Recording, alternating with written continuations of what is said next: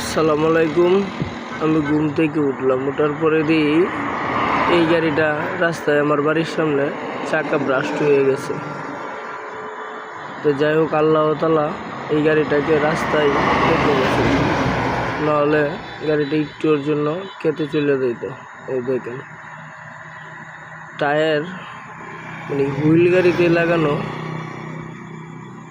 এই যে দেখুন আপনারা সবাই, হুইল গাড়িতে লাগানো, কিন্তু টায়ার আলাদা হয়ে গেছে।